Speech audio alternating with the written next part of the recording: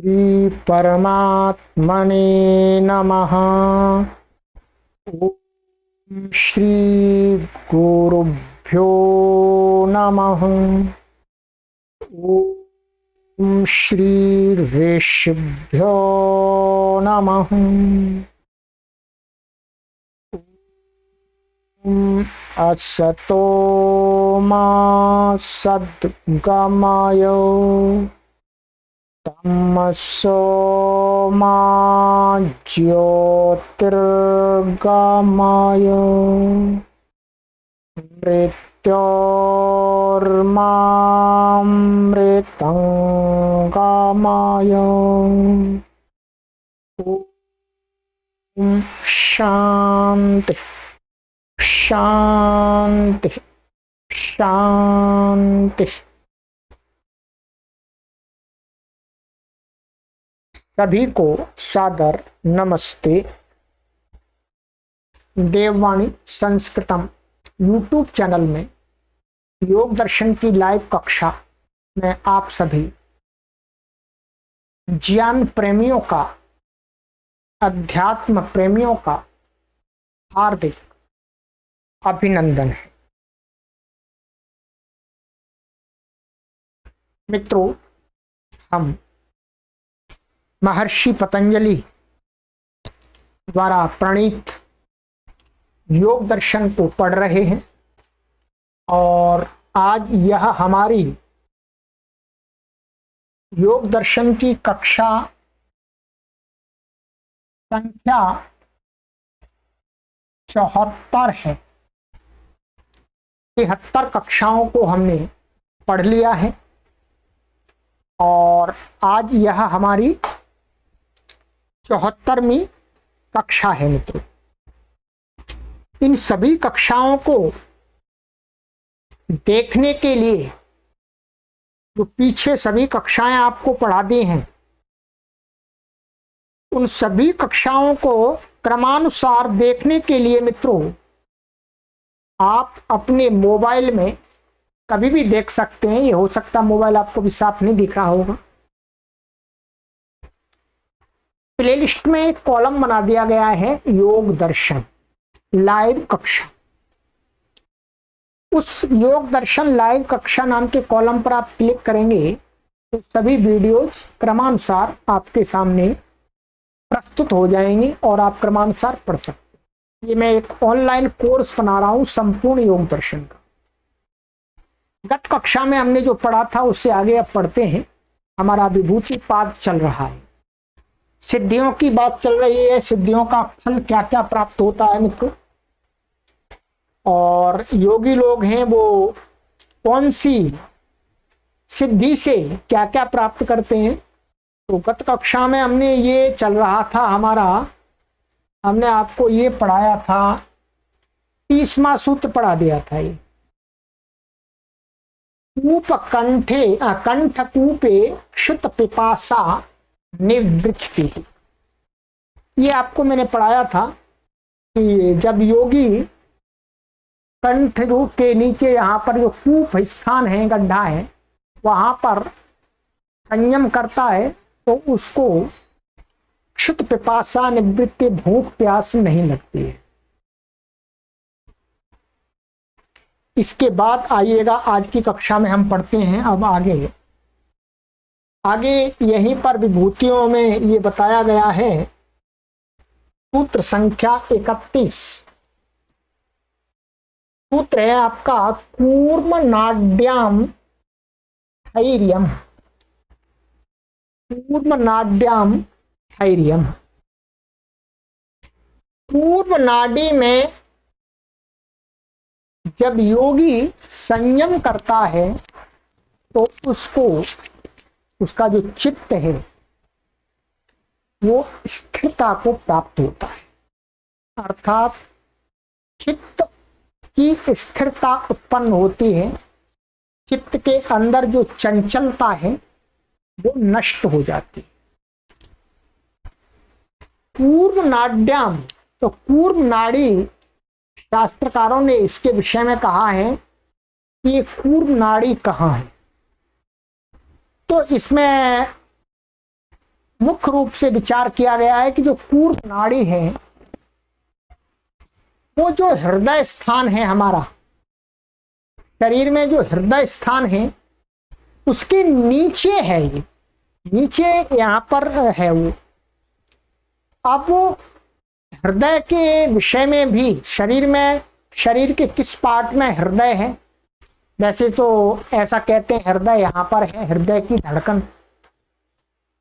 परंतु हृदय शब्द से कहा गए पदार्थ के विषय में भिन्न भिन्न मत हैं। कुछ लोगों का, ऐसा भी आचार्यों का मानना है कि हृदय जो है वो मस्तिष्क के अंदर होता है। तो जहां भी हृदय है, महर्षि पतंजलि हृदय कहा है उन्होंने, माना कूर्म नाड़ी के विषय में यही कहा गया है कि हृदय के नीचे, हम यहाँ पर भी हृदय मान लें तो यहाँ पर कूर्म माने कछुआ, क्या होता है कछुआ सभी जानते हैं, जो पानी में रहता है, इसकी आयु सबसे अधिक होती है 400 वर्ष 300 वर्ष होती है। उसके आकार की एक नाड़ी बिछी हुई है, वहां पर यदि योगी ध्यान करता है तो उसको क्या होता है, कहते हैं उसका चित्त स्थिर हो जाता है, उसकी जो चित्त की स्थिति है वो स्थिरता को प्राप्त कर लेती है। यदि किसी व्यक्ति को भी अपना चित्त स्थिर करना है तो आप कूर्म नाड़ी में ध्यान करके, संयम करके स्थिरता को प्राप्त कर सकते हैं। ठीक है, चलिएगा यहां पर हम थोड़ा सा ये देख लेते हैं। महर्षि व्यास जी ने इसका जो भाष्य किया है सूत्र का, वो कहा है कुपाद अधाह उरसी। ठीक है, कूर्माकारा नाड़ी तस्याम कृत संयमः स्थिर पदम लभते। ये महर्षि व्यास है, ये तो यहीं पर मानते हैं, यहाँ पर हृदय के पास में। ठीक है, ये कहते हैं कुपात अधा, माने कूप स्थान यहाँ बताया था पिछली कक्षा में, इससे नीचे, आधा में नीचे, उरसी माने छाती है, चेस्ट, इसमें क्या है कूर्माकार नाड़ी में, कूर्म के आकार वाली एक नाड़ी है, कछुए के आकार वाली, उसमें कृत संयम करने से, माने संयम करता है जब योगी तो स्थिर पदम लभते, माने स्थिरता को प्राप्त कर लेता है, माने वो अपने माइंड को कंसंट्रेट कर लेता है। यथा सर्पो गोधा चेती, एक उदाहरण दे दिया है तो, कि जिस प्रकार से सांप और एक गोधा,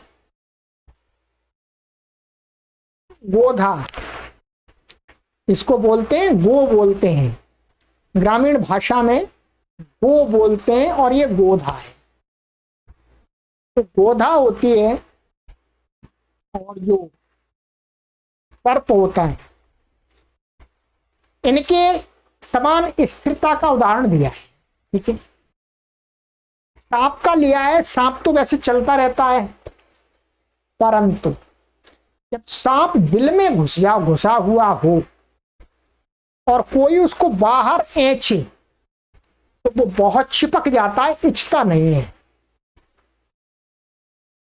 क्या, जब सांप बिल के अंदर घुसा हुआ हो, उससे कोई एंचे, उसे पूंछ पकड़ करके, तो इच्छता नहीं, वो चिपक जाता है। तो उपमा दी कि जैसे सांप चिपक जाता है, एक जगह स्थिर हो जाता है, उसको हिलाने से भी वो इच्छा बाहर नहीं आता है, वैसे ही योगी का चित्त भी बहुत सारी बाधाएं उपस्थित होने पर, ध्वनि कोलाहल आदि उपस्थित होने पर भी उसका चित्त जहां लगा हुआ है वहीं लगा रहता है, भटकता नहीं है, विचलता नहीं है, जो कोलाहल की तरफ उसका चित्त नहीं भागता है, जिस पर ध्यान लगाए हुए वही लगा रहता है, इतनी उसके अंदर अच्छी स्थिति हो जाती है। दूसरा उदाहरण यहां दिया गोधा। गोधा माने गो माने गाय नहीं, गो आपने इतिहास में भी पढ़ा होगा, प्राचीन काल के इतिहासों में देखा जाता है कि जो सैनिक लोग होते थे, योद्धा लोग होते थे, वो गो को रखते थे। ये एक ऐसा छोटा सा ऐसा होता है, इतना सा एक नेवला होता है, नेवले से छोटा होता है, रेंगने वाला प्राणी है ये। तो जो सैनिक लोग होते थे वो गो को रखते थे, और उनको कहीं पहाड़ी पर चढ़ना होता था अथवा किसी किले पर चढ़ना होता था, दीवार को ऊपर चढ़ना होता था, तो वो क्या करते थे, गो जो प्राणी है ना उसको रस्सी में बांध देते थे। उसमें रस्सी बांध दी उसके पूंछ में और उसको ऊपर फेंक देते थे, दीवार पर फेंक दी तो दीवार पर वो चिपक जाती थी, या ऊंची पहाड़ी पर वो चिपक जाती थी। फिर जो सैनिक थे, योद्धा थे, वो रस्सी को पकड़ करके चढ़ जाते थे, तो गो वहां चिपक जाती रस्सी, फिर वो छूटती नहीं थी। सैनिक चढ़ते रहते थे और वो चिपकी रहती थी। उसके अंदर इतनी स्थिरता हो जाती है कि जहां चिपक गई तो मानिएगा ये एक तरह से बेल्डिंग हो जाती है। सैनिक आराम से किले के ऊपर चढ़ जाते थे, दीवारों के ऊपर चढ़ जाते थे, पहाड़ियों के ऊपर चढ़ जाते थे, और वृक्ष है, वृक्ष पर फेंक दी तो वो चिपक गई शाखा डाली पर और चढ़ गए वृक्ष पर झट से। तो गो की यहाँ पर उपमा दी है, गोधा। इस प्रकार का चित्त हो जाता है, अर्थात बहुत अडिग हो जाता है, बहुत अडिग हो जाता है। उसको कोई परेशानी नहीं होती है, चाहे आप गाने गाते रहिएगा, चाहे आप बैंड बजाते रहिएगा, कोलाहल करते रहिएगा, जो भी करना करते रहिएगा, योगी को कोई परेशानी नहीं होती ध्यान करने में। फिर तो बहुत बड़ी उपलब्धि है। चलिएगा आगे कहते हैं, तो दूसरा सूत्र है इसका, मूर्ध ज्योतिषी सिद्ध दर्शनम। 32 कहते हैं मूर्ध ज्योतिषी। मूर्ध माने यहां पर ये सिर में एक ब्रह्मरंध्र बताया है। क्या है? ब्रह्मरंध्र। उसी को यहां पर कहा है कि मूर्ध ज्योति, मूर्धा में प्रकाशित ज्योति, जो ब्रह्मरंध्र है वो प्रकाशित होता है बहुत, ऐसा योगी लोग बताते हैं। तो कहते हैं वहां पर उस मूर्ध ज्योतिषी वाले, मूर्ध ज्योति वाले स्थान में यदि योगी संयम करता है तो उसको क्या होता है? सिद्ध दर्शनम, माने सिद्धों के दर्शन हो जाते हैं। ऐसा मानते हैं कि जो मुक्त आत्माएं खुले आकाश में रहती हैं, मुक्त आत्माएं जब तक उनका मतलब जो मुक्त हो गई हैं वो आत्माएं बनी रहती हैं, तो कहते हैं कि जो योगी होता है वो जब मूर्ध ज्योति पर संयम करता है तो वो इतना सिद्धि को प्राप्त कर लेता है कि उन मुक्त आत्माओं, जो सिद्ध आत्माएं हैं, उनसे मेलजोल करता रहता है, उनसे विचार मंथन करता रहता है, ऐसा कह रहे हैं।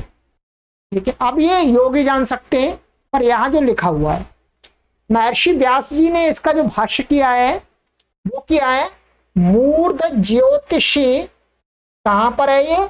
शिरः कपाले अंतश्छिद्रम प्रभास्वरम ज्योति है। शिर है, शिर का जो ये कपाल है, इनके अंत माने अंदर बीच में एक छिद्र है जो ब्रह्मरंध्र बोलते हैं। उसमें ही वो छिद्र कैसा है? प्रभास्वरम, वहां से प्रकाश निकलता है बहुत तेज, ऐसा कहते हैं, चमकीला प्रकाश निकलता है बहुत। तो वही क्या है? ज्योति कहा गया है यहां पर।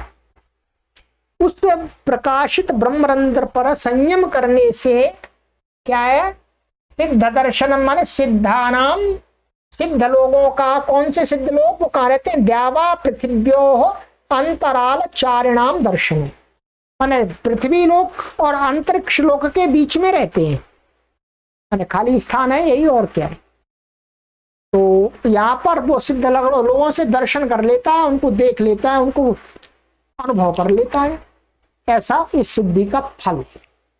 ठीक है, अब ये सिद्धि तो करके ही मालूम पड़ सकता है कि कैसे होते हैं, ये जो करेगा उसको प्राप्त होगी। ठीक है, तो पहले तो आदमी को समाधि आदि के द्वारा ब्रह्मरंध्र को निश्चित करना पड़ेगा, उसको जानना पड़ेगा, उसको फील करना पड़ेगा, तब वहां पर संयम करेगा, तब जाकर के ये बातें होंगी। ठीक है, ये तो हम आपको केवल फिलॉसफी पढ़ा रहे हैं। प्रैक्टिकल करना ये व्यक्तिगत कार्य है, जो करेगा उसको इसका अनुभव होगा। चलिएगा, ये आपका मूर्त ज्योति पर संयम करने का फल बता दिया, सिद्ध का दर्शन होता है। ठीक है, चलिए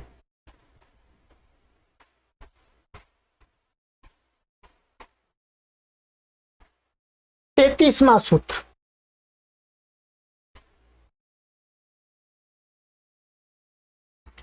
प्रातिभाद वा सर्वम, कहते हैं एक प्रातिभ ज्ञान है। क्या है? प्रातिभ ज्ञान। प्रातिभ ज्ञान क्या है? कहते हैं प्रातिभ ज्ञान पर संयम करने से, माने प्रायोगिक जो प्रातिभ ज्ञान का फल, संयम करने का तो नहीं, प्रातिभ ज्ञान का जब प्रातिभ ज्ञान प्राप्त हो जाता है योगी को, तो उसको क्या है? सर्वम, माने सभी सूक्ष्म चीजों का भी ज्ञान कर लेता है। सभी का मतलब सूक्ष्म विषय उनका भी ज्ञान कर लेता है। यहां कहते हैं कि ये प्रातिभ ज्ञान कौन सा होता है, इसके बारे में महर्षि व्यास ने कहा है कि जो विवेक ज्ञान होता है, विवेक ज्ञान पर हमने पहले चर्चा की है पहले वाले पाद में, कि जब समाधि धीरे धीरे अभ्यास करता है योगी, तो उसको एक विवेक ज्ञान प्राप्त होता है। विवेक ज्ञान से उसको, विवेक ज्ञान वास्तविक ज्ञान, रियल तत्व ज्ञान, उस ज्ञान के से पहले की जो अवस्था होती है, माने विवेक ज्ञान से पहले की जो अवस्था होती है, अर्थात विवेक ज्ञान होने से पूर्व की जो स्थिति होती है ज्ञान की, वो ज्ञान कहलाता है प्रातिभ ज्ञान। यहां पर एक उदाहरण दिया है कि जैसे सूर्य उदय होता है, तो सूर्य उदय होने से पहले क्या है? एक प्रभा निकलती है। क्या? प्रभा। प्रभा का अर्थ होता है लाल लाल कलर का, एक मतलब जिसको बोलते हैं कि प्रभा काल हो गया, लालिमा हो जाती है आकाश में। जब सूरज निकलने वाला होता है तो उससे पहले लालिमा होती है, उसको प्रभा बोलते हैं। ठीक उसी प्रकार से योगी को विवेक ज्ञान प्राप्त होने की स्थिति से पहले उसका आभास होता है। क्या होता है? आभास। उस आभास रूपी ज्ञान को ही प्रातिभ ज्ञान कहा है। उस प्रातिभ ज्ञान से कहते हैं कि योगी को प्रातिभम नाम तारकम, यहां पर शास्त्र के अंदर प्रातिभ ज्ञान को तारक बोला है, तारक, तारक संज्ञा से। तद विवेक जस्य ज्ञानस्य पूर्व रूपम, विवेक ज्ञान से पूर्व की अवस्था वाला ज्ञान क्या है? प्रातिभ ज्ञान होता है। यथोदये प्रभा भास्करस्य, भास्कर में सूर्य के उदय होने से पहले जो प्रभा होती है, लालिमा होती है, वही मैंने बता दिया, समझा दिया था। वैसे ही विवेक ज्ञान से उत्पन्न होने से पहले एक प्रभा ज्ञान उत्पन्न होता है, अर्थात उसका एक आभास रूपी ज्ञान उत्पन्न होता है कि अब विवेक ज्ञान होने वाला है। तेन वा सर्वमेव जानाति योगी प्रतिभस्य ज्ञानस्योत्पत्तौ वा, उस प्रातिभ ज्ञान के द्वारा योगी सब कुछ जान लेता है। सब कुछ जो जानना चाहिए जानने की चीजें उनको जान लेता उनके बारे में। अथवा इन्होंने एक ऐसा कहा है कि प्रातिभ ज्ञान जैसे ही होता है उसके बाद, ठीक है, प्रातिभस्य ज्ञानस्य उत्पत्तौ, अर्थात प्रातिभ ज्ञान उत्पन्न हो रहा है उसी अवस्था में। दो पक्ष हो गए, एक प्रातिभ ज्ञान पूरा बन जाए और एक प्रातिभ ज्ञान भी उत्पन्न होना आरंभ हो रहा, उस अवस्था में भी योगी सब कुछ जान लेता है। ये प्रातिभ ज्ञान का फल है। ये सभी फल ही तो गिनाए जा रहे हैं, तो ये संयम वाली बात नहीं है, ये प्रातिभ ज्ञान की है। ठीक है, चलिएगा, हमने 3 सूत्र पढ़ लिए। ठीक है, चौथा सूत्र हमारा आज का, हृदय चित्त संवित। कहते हैं हृदय में संयम करने से, हृदय में संयम करने से, हृदय पर ध्यान लगाने से योगी को चित्त संवित, माने जो उसका चित्त है उसका ज्ञान हो जाता है कि चित्त कैसा है, चित्त की क्या अवस्था है, चित्त में कौन कौन से संस्कार है। ये सारी चीज योगी जान लेता है। कब? जब हृदय पर वो संयम करता है। ये हृदय पर संयम करने का फल मिल गया। ठीक है, सरल सूत्र है। कहते हैं हृदय यद इदम अस्मिन् ब्रह्मपुरे दहरम पुंडरीकम वेश्म तत्र विज्ञानम तस्मिन् संयमात् चित्त संवित।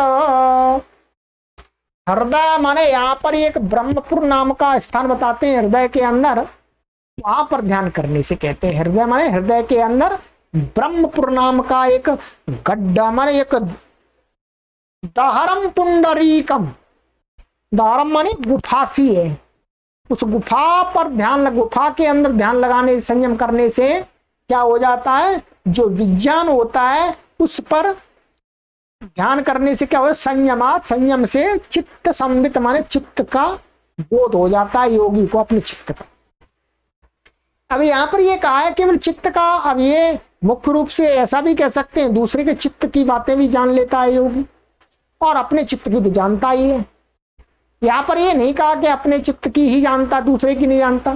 कई बार ऐसा देखा जाता है योगियों के विषय में कि वो दूसरे के चित्त की अवस्था को भी बता देते हैं, तो ये सिद्धि से शायद हो सकता है, ये सिद्धि से बताते हो, ये अभ्यास के ऊपर है। चलिएगा, ये 4 सूत्र हुए, 4 सूत्रों का हमने फल जान लिया, 4 प्रकार के संयमों का। ठीक है, अब आगे की कक्षा में पढ़ेंगे। आगे का सूत्र है, ठीक है, पुरुष विषयक ज्ञान में स्वार्थ संयम का फल। चलिएगा, पीछे की कक्षाओं को पढ़ते रहिएगा। यदि आपने नहीं पढ़ा है एक बार आखिर सभी सूत्रों से तो गुजर जाइएगा। चलिए, सर्वेभ्यो नमः।